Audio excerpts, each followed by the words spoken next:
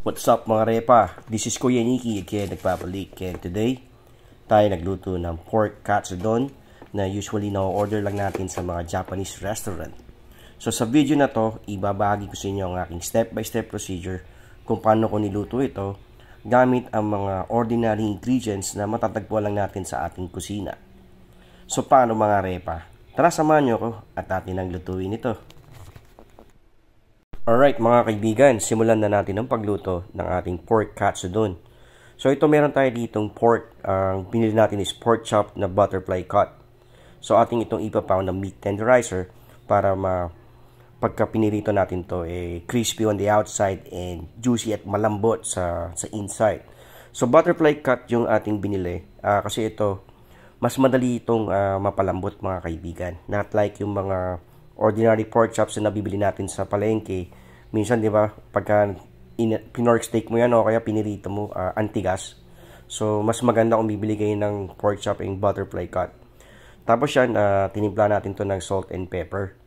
So, tansya-tansyahin nyo lang yan. Basta visually, malagyan nyo lang majority ng portion ng ating pork chop, okay na yan. So, yan. Pagkatapos yan, timplahan din natin siya ng pamintang durog or ground black pepper. Ayan. Pagkatapos yan, once done ating itong imamasahe para talaga yung salt and pepper gumapit sa ating pork chop, then go naman tayo dun sa other side ng ating pork chop, i-pound pa rin natin siya. So ginagawa natin tong step na pagpapound para kasi, di ba, pagka bumibili tayo sa mga Japanese restaurant, mapapansin nyo yung mga pork chops sila talagang pahaba na maninipis. So yun yung gusto nating ma-achieve din dito. So bukod sa madali siyang maluto, visually maganda rin siyang tignan. So hindi tayo parang ordinary nagluto lang ng pork chop. So ayan, tinimplahan natin uli siya ng salt and pepper. So ganito lang kasimple yan mga kaibigan. Pagkatapos ito, ating itong lalagyan ng ating breading. So una kong meron ako dalawang klase yung breading ko dito, yung cornstarch and at the same time yung breadcrumbs o yung tinatawag nilang panko. So, ang unang coating na lalagay natin dito ay yung ating cornstarch. Kasi itong cornstarch, hindi siya katulad ng flour na maalsa. At ito, nagtumutulong siya para lumutong at umano yung ating texture. Tapos meron ako dito isang itlog na binate.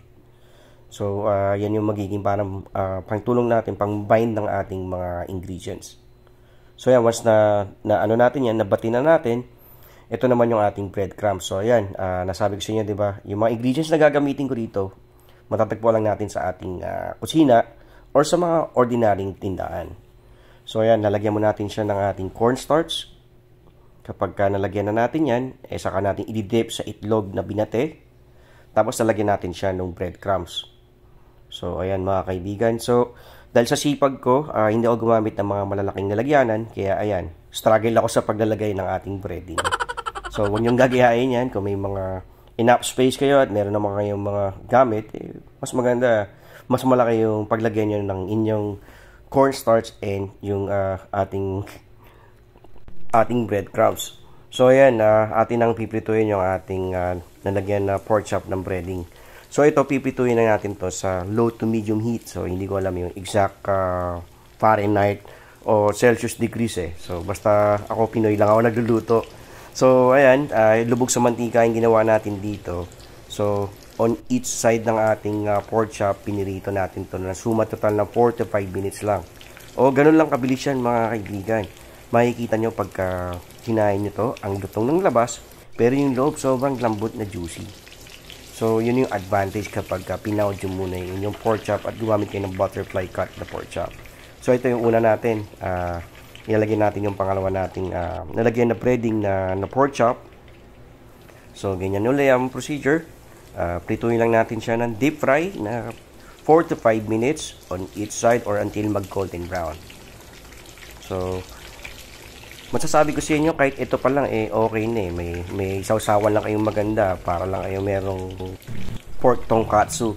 So, ngayon, kaya siya naging pork katsudon kasi naglagay tayo dito ng sauce natin. So, ito ating hihiwain yan. Mapapansin nyo rito gaano kalutong yung ating pork chops mga kaibigan. So again, mabalik ako dun sa katsudon. Kasi sa katsudon, nilagyan natin siya ng, meron siyang steamed egg na meron siyang sarsa na manamis-namis na parang may umami taste. So yun mamaya, yung ingredient na ipapakita ko sa inyo. Hindi nyo kailangan bumili ng mga Japanese na ingredients. Kasi diba, pag kumain kayo ng ganito, kailangan minsan legit yung mga ingredients na gagamitin mo para makuha mo talaga yung lasa. Pero to binabahagi ko sa inyo itong recipe na to kasi naluto ko na at nakain namin at talagang na-satisfy ako. Parang sabi ko, parang talagang pork katsudon ng Japanese yung nagawa natin without using any Japanese ingredients. So ayan, nakita nyo yung yung texture ng ating pork chop, talagang swabing-swabe sa pagkakaprito niya sa loob lamang ng 4 to 5 minutes. So ayan, by batch yung paggawa ko dito. Ngayon kung may malaking ngayong kawali, edi sabay-sabay niya yung pagpiprito. Ako pinapakita ko lang sa inyo yung maliliit na portion kasi konti lang kaming kumakain. So move tayo sa next step mga kaibigan. Alright, gawin na natin yung ating pang sauce dito sa katsudon recipe. So gumamit ako dito ng ordinary na soy sauce, mga 2 tablespoon mga kaibigan. Now kung gusto niyo ng mga legit na recipe, gagamit pa kayo dito ng Kikkoman soy sauce or yung mga Japanese soy sauce. So after 2 tablespoon na soy sauce, nalagyan ko rin siya ng mga 3 to 4 tablespoon na water. In that way, hindi sobrang alat o puro yung toyo natin para nagmukha siyang tuloy light soy sauce. Tapos ito, lalagyan na din natin siya ng Knorr seasoning. Ito yung para maging replacement natin dun sa legit na recipe na dashi. Kasi ito yung nagbibigay ng umami taste. Meaning to say, yung talagang sobrang linamnam, yung pang fifth taste natin lumalabas. Tapos nag-add ako dito ng few drops of brown sugar. Ito naman yung replacement natin dun sa ingredient na tinatawag na mirin. Kasi yung mirin, yun yung parang manamis-namis na hinahalo. So ito lang yung mga ingredients ko dito mga kaibigan. Talaga nadali natin yung lasa. So kaya sinabi ko kanina 3 to 4 tablespoons. So ito, isang kutsara uli ng tubig ang ating hinalo. So soy sauce, water, brown sugar, saka Knorr seasoning lang. Ito lang ang gagamitin natin dito mga kaibigan. Alright mga kaibigan, ito na yung last step natin dito. Meron tayo ditong 2 itlog na ating binate at later gagamitin natin. Ngayon sa isang maliit na kawali, meron ako ditong sibuyas na puti. Siguro sa isang buo, mga 1/4 lang yung ginamit ko. Tapos yung ating tinimplang sauce kanina, isalin natin at pakukuluan natin to sa mahinang apoy lang hanggang sa lumambot yung ating sibuyas. Ngayon sa paggagawa ng pork katsudon, mas okay para sa akin yung by batches o per serving. Para pag isang gawa mo, itatoppings mo lang siya sa rice, saktong-sakto na. Kasi ito naglagay din ako dito ng onion leeks or dahon ng sibuyas. Bukod sa nag-add siya ng flavor, ng color, meron siyang distinct aroma na nagpapasarap lalo ng itong lutong ito. So yan, pakukuluin lang natin to sa mahinang apoy. Tapos pag konting kulo na, isalin naman natin dito yung ating piniritong pork chop. So, ayan. Medyo malaki yung aking kawali rito. Kaya mukhang maliit tignan yung pork chop. So, mas magandang gawin to pag eksaktong-eksakto lang yung inyong lutuan. Pagkatapos yan, isalin nyo naman yung itlog dito. Wag sobrang bati yung itlog para medyo may forma pa rin siya na medyo may pagkadilaw na ano. Tapos ito, nilagyan ko ulit siya ng onion leeks. Ating itong pakukuluan sa mahinang apoy. Tapos tatakpan natin to. Huwag niyong gawing sobrang dutong-duto yung itlog. Magbumukha kasi siyang torta.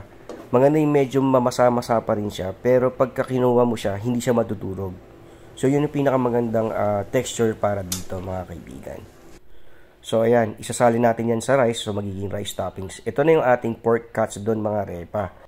Naway, meron kayong bagong recipe na maluluto for your family. So, ito yung pork katsudon again. So, sa mga hindi pa nagsasubscribe, baka pwede kayo mag-subscribe and hit the notification bell para updated kayo sa aking mga recipes. So, again, maraming salamat mga repa.